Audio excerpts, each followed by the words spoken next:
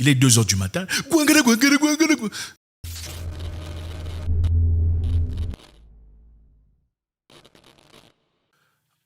Très intéressant aujourd'hui, j'espère que ça va. On va voir quelques histoires qui nous touchent tous dans nos sociétés. Et je pense qu'il est essentiel qu'on en parle. Si on n'en parle pas, qui en parlera? On y va. Les gens doivent venir ici seuls et se trouver un partenaire. Ensuite, ils visitent le tombeau et puis ils doivent avoir un rapport sexuel. Ça fait partie de l'islam indonésien. Nous sommes au mont Kemukus, au cœur de l'île de Java. Ce lieu saint est l'illustration parfaite du singularisme de cet islam indonésien qui s'est mêlé aux traditions locales. Ces marches mènent au tombeau du prince Samodra, un saint que les pèlerins viennent honorer. Sois la bienvenue. Ce matin, le gardien du tombeau reçoit l'une d'entre elles. Tu dois prier parce que le fardeau est trop lourd à porter. Tu dois prier parce que le fardeau est trop lourd à porter. Continue notre histoire. Tu dois demander l'aide du monde spirituel. Les esprits te béniront. Ils apporteront la santé à ta famille, la réussite dans tes affaires. La vie est très difficile quand on a des problèmes. Quand on a des problèmes, on peut faire n'importe quoi. J'ai beaucoup de dettes et je veux remettre à flot mon entreprise. J'ai beaucoup de dettes. Je veux remettre à pied mon entreprise. Je n'arrive plus à penser. Mon esprit est confus. Je suis venue ici pour demander de l'aide. Et on sait qu'ici, si tu viens, tu dois accomplir le rituel sexuel. C'est comme ça. Quoi? Les gens doivent venir ici seuls et se trouver un partenaire. Vous voyez comment elle est pas seulement surprise, mais bloquée dans un coin perdu du monde, de sa propre tête. Ensuite, ils visitent le tombeau et puis ils doivent avoir un rapport sexuel. Ça fait partie de l'islam indonésien. Ce n'est pas un problème pour Dieu. Selon moi, c'est même béni par Dieu. Dans le Coran, c'est vrai, il est écrit que l'adultère est un péché. Mais les gens viennent le faire parce que c'est ce que nous croyons bon. Cette jeune femme va maintenant accomplir ce rite qui lui apportera, elle l'espère, la bonne fortune. Ça, le Coran dit que l'adultère est un péché, mais les gens viennent le faire parce que c'est ce que nous croyons. Finalement, on croit en quoi? C'est au Coran qu'on croit ou à ce que nous croyons? La bonne fortune. L'adultère intégré dans l'islam, c'est une pratique unique au monde. Oh là là. Au Freedom Institute, un think tank basé à Jakarta, on étudie depuis longtemps les particularités de cet islam indonésien, un islam profondément mêlé à la culture du pays. Donc on voit ici en Indonésie des gens qui ont des difficultés comme vous et moi. Problèmes d'argent, problèmes de santé, problèmes de business, problèmes de... Vous savez comment ça se passe. Et très souvent, comme nous sommes croyants, en tout cas pour ceux qui le sont, on fait généralement recours à qui? À l'être suprême. On va vers Dieu pour prier, pour essayer de trouver solution à ces problèmes. Malheureusement, dans beaucoup de cas, on retrouve des situations où on se retrouve plutôt dans une manipulation au lieu d'une vraie réalité spirituelle. Et ça, c'est bien triste. Vous savez, l'être humain ferait n'importe quoi quand il a des problèmes. Il est plus facile, disait un grand manipulateur que je connais dans son livre, il est plus facile de manipuler une personne en détresse, une personne qui a peur. Hein, par exemple, au moment où vous connaissez la peur qu'on a eu à un moment là. Hein, si vous faites ça, vous allez mourir. Tout ça. Mais pour éviter ça, il faut faire ça.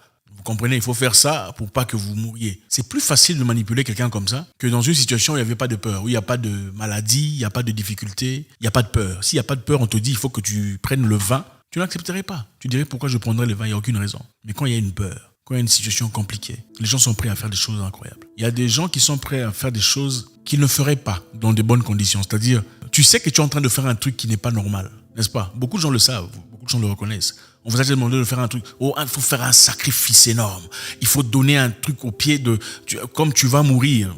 Il y a une histoire récemment, je connais, quelqu'un de proche avait des problèmes des jambes, ne pouvait plus marcher. Qu'est-ce qui s'est passé? Voilà, un pasteur est venu prier pour lui disant, écoute, on a pris tes jambes, on veut t'handicaper. Hein. Ce sont les jaloux, ce sont les méchants qui veulent te finir la vie. Alors pour éviter ça, qu'est-ce qu'il faut faire? Il faudrait faire un sacrifice. Il faudrait donner un sacrifice à la hauteur du cercueil. Enfin bref.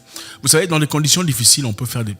Est-ce vrai? Point d'interrogation. Est-ce faux? Mais dans ces conditions-là, on achèterait le prix du cercueil ou pas? Pour éviter qu'on soit malade, honnêtement. On le ferait pour la plupart des cas. Et quand on guérit, est-ce que c'était à cause de ça qu'on est guéri? Comment peut-on le prouver? Quand on guérit, est-ce que la guérison a été naturelle? Comment on peut le prouver? Alors je pense qu'il est très important de rester en connexion avec soi-même, avec le côté charnel, le côté dubitatif, le côté qui remet les choses en question. C'est important. Ce n'est pas bien d'être incrédule pour ceux qui sont croyants. Ce n'est aussi pas trop bien d'être trop crédule, sinon vous vous perdez complètement. Il faut être limité à un endroit quelconque. Garder le cadre, garder la réflexion, le raisonnement, garder l'intelligence. Prier ne veut pas dire qu'il faut éteindre le cerveau. Cette femme que vous voyez ici doit aller essentiellement avoir des rapports intimes avec un inconnu. C'est une islamique, c'est une musulmane, en tout cas islam indonésien, entre parenthèses. Avoir des rapports sexuels avec un inconnu pour que sa requête, sa prière soit exaucée. Ce n'est écrit nulle part. Il n'y a pas de verset de la sorte dans le Coran. Ça n'existe pas. L'adultère n'est pas accepté. Mais bon, c'est ce qu'ils pensent. Ils doivent aller au cimetière. Donc, cimetière d'un ancêtre, d'un machin, une histoire, tout ça. Donc, les gens peuvent accorder leur croyance personnelle à votre religion. Donc la religion peut être bien, mais les gens accordent leur croyance personnelle à la religion. Oh, il faut prendre ça, il faut couper les trucs là. Bon, je ne sais pas, est-ce qu'il y a des versets qui disent qu'il faut couper les trucs là comme ça, avec une machette ou avec un marteau, pendant que les gens, tout ça les stérile, c'est bien. L'intention est bonne, mais regardez à quel écart, à quel niveau les gens se déplacent. On va voir une nouvelle vidéo pour comprendre un peu le contexte dans lequel on va. C'est religion confondue, ce n'est pas seulement une seule religion. Religion confondue, en tout cas pour ceux qui croient. Voilà ce genre d'histoire que nous voyons souvent.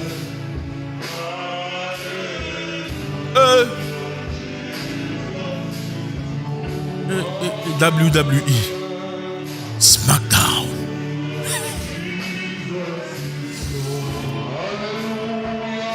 Ça c'est le mouvement de Baptiste. Hein.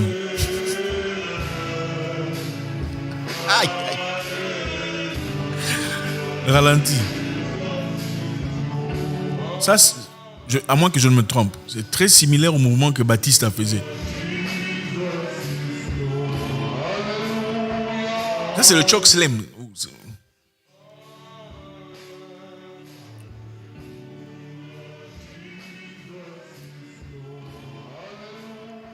Oh là là là là.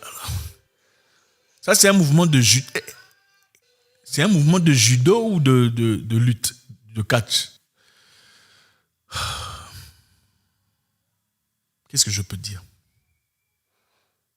Et quand on dit ça, on dit que vous êtes incrédule, agent du diable, il veut décourager les enfants de Dieu à aller à l'église. Ce n'est pas ça. Ceux qui disent ça sont manipulateurs. Ceux qui disent ça, en d'autres termes, vous disent arrêtez de réfléchir. Faites ce qu'on vous demande. Arrêtez de réfléchir. Fermez les yeux.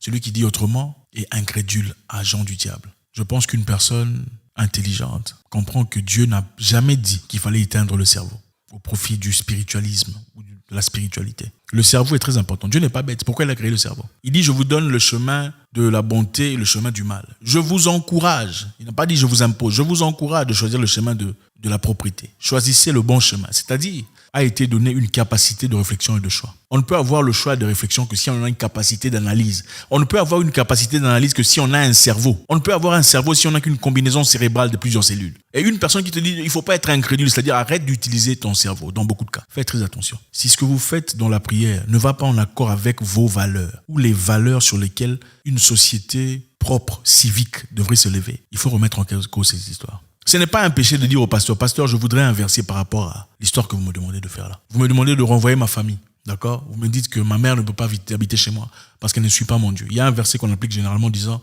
moi et ma maison nous servirons l'Éternel. Mais ça n'a jamais dit qu'il faut chasser ton père ou ta mère parce qu'elle ne vient pas à ton église. Et deux personnes ne peuvent pas marcher s'ils ne sont pas dans une même ligne. Ça n'a jamais dit qu'il faut abandonner vos frères dans des hôpitaux, vos sœurs dans des conditions difficiles en prison, abandonner toutes ces personnes parce qu'ils ne viennent pas à votre église. Ce n'est pas ça prier. Prier n'est pas une compétition, ce n'est pas ça prier. Le commandement suprême de la spiritualité, peu importe, c'est l'amour. Il faut d'abord aimer. On dit celui qui hait ses proches, il est plus qu'un infidèle. Comment peux-tu prétendre aimer un Dieu que tu n'as jamais vu si tu n'aimes pas ton prochain? Ça n'a aucun sens. Ça m'étonne de voir des pays ici où des gens prient du matin au 30. Même la nuit, vous ne dormez pas. Même le sens, comment vous appelez ça? Tapage nocturne, ça n'a aucun sens. Si tu dis tapage nocturne, en fait, il y a des baffles. Il y a des baffles sur les murs. Il est 2h du matin. Si tu oses ouvrir la bouche, dis, mais s'il vous plaît, les gens dorment. On te traite de diable. Oh, ce sont ces démons qui sont en train de réagir. Ça aussi, qu'est-ce qu'on pourrait dire? Il est en train de catcher les démons. Ça, c'est quoi? Soulèvement de l'ordre. C'est lui, il a soulevé les démons. Si le monsieur se casse la hanche, ça sera quoi? Ce sont les esprits qui se sont cassés la hanche ou bien c'est lui qui s'est cassé la hanche? Ou le monsieur a toujours eu une obsession de devenir catcheur depuis qu'il était enfant, jusqu'à ce qu'il grandisse et à cet âge aujourd'hui, il peut facilement réaliser son rêve sous couvert de spiritualité. Et voilà, faire ce qu'il est en train de faire. Donc, on est en train de dire, Satan, tu es mauvais. Satan, tu es un mauvais enfant.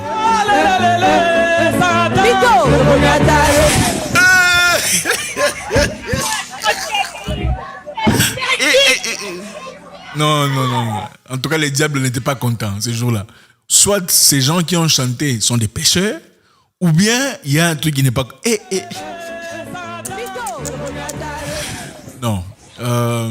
Il faut prier, les amis. Prier est très important. Prier vous aide à évoluer, à progresser, à avancer.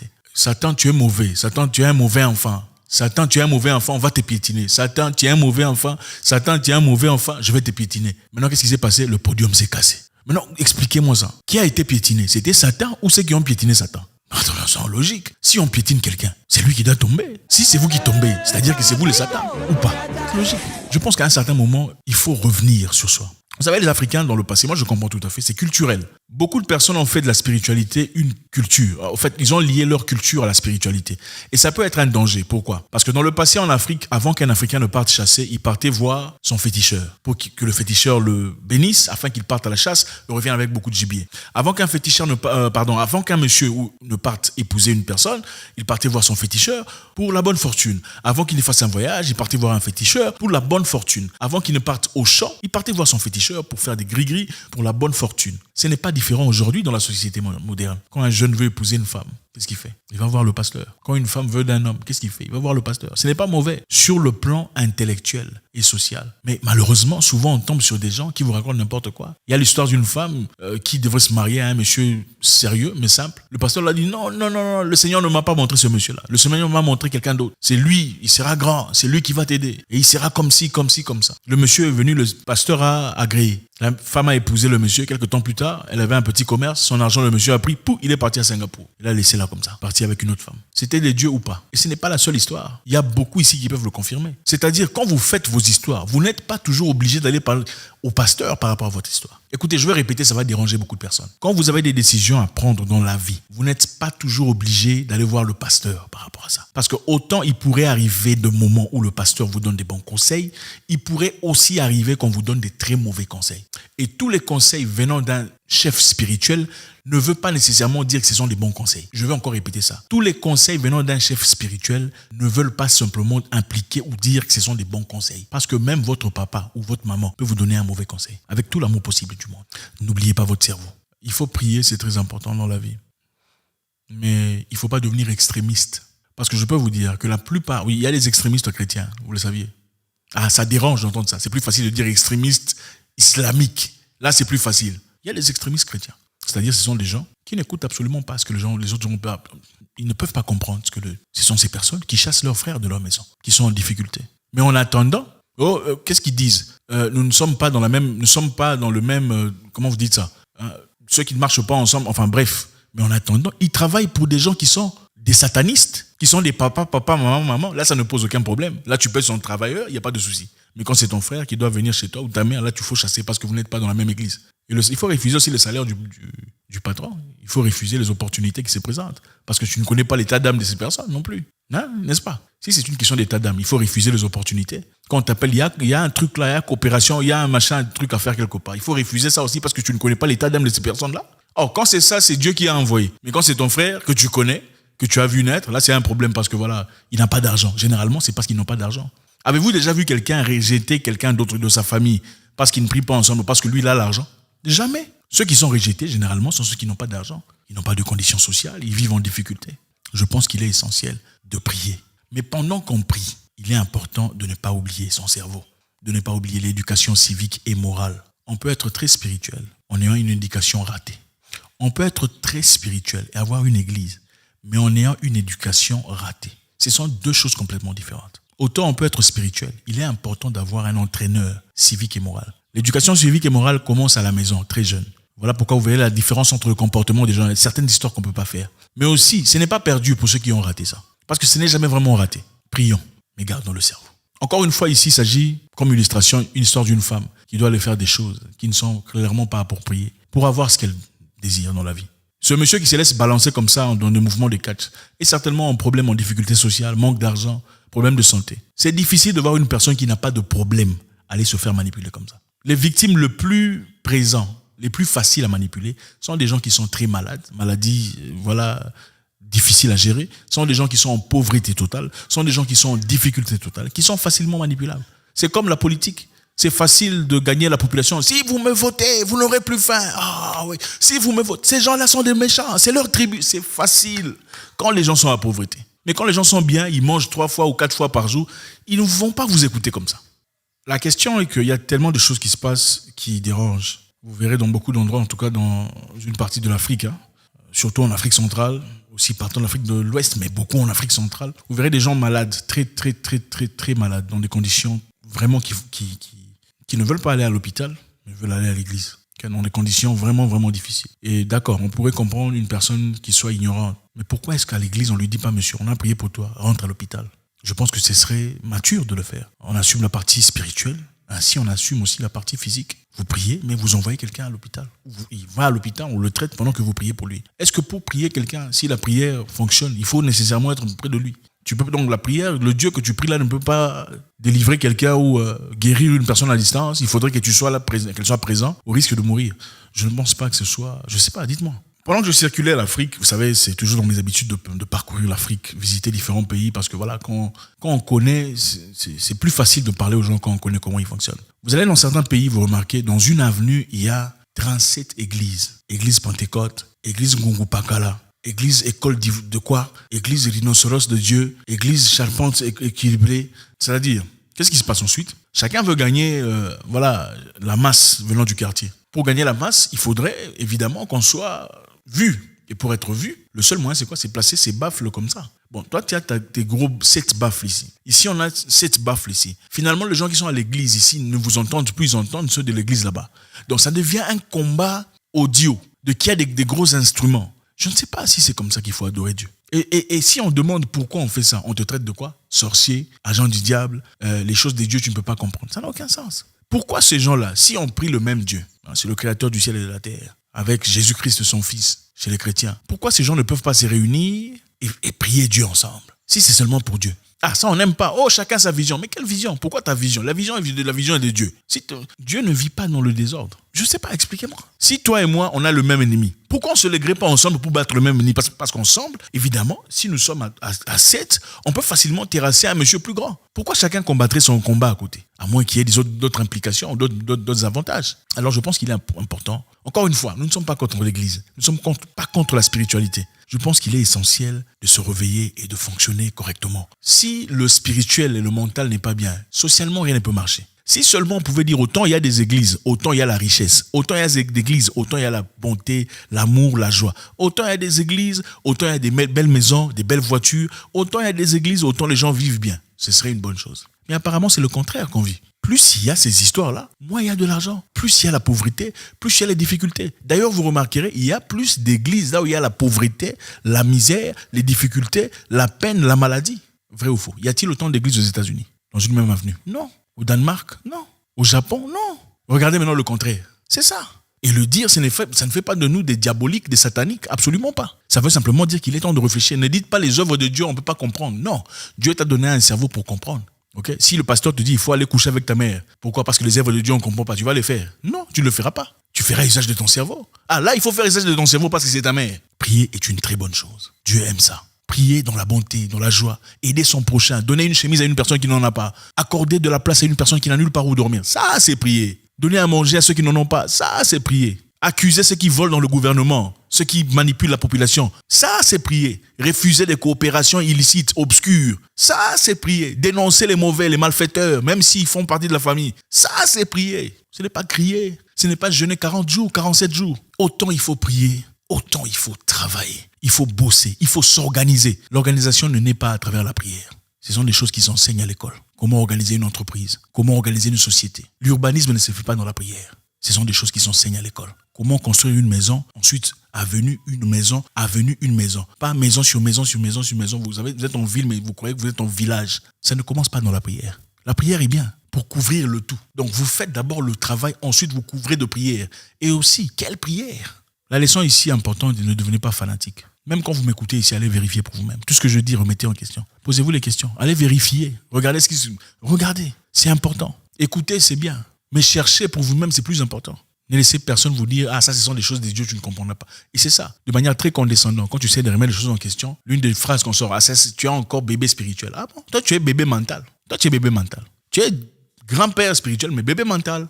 Si tu ne sais pas qu'il faut aider le prochain, tu es bébé mental. Si tu ne sais pas qu'il faut respecter les gens, tu es bébé mental. Si tu ne sais pas qu'il y a des procédures, il faut aller à temps dans un bureau pour être servi et ne pas venir dire je suis pasteur, faites-moi passer. Tu es bébé mental, bébé social, bébé cérébral.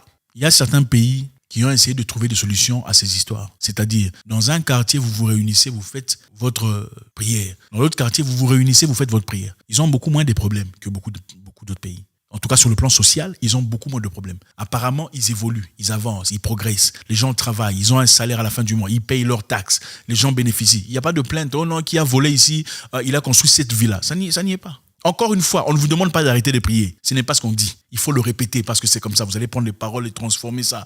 C'est un sataniste. On vous disait non, on vous dit il faut prier. Et c'est ça. Vous allez couper la vidéo, prendre seulement la partie où j'ai dit ce que vous arrange.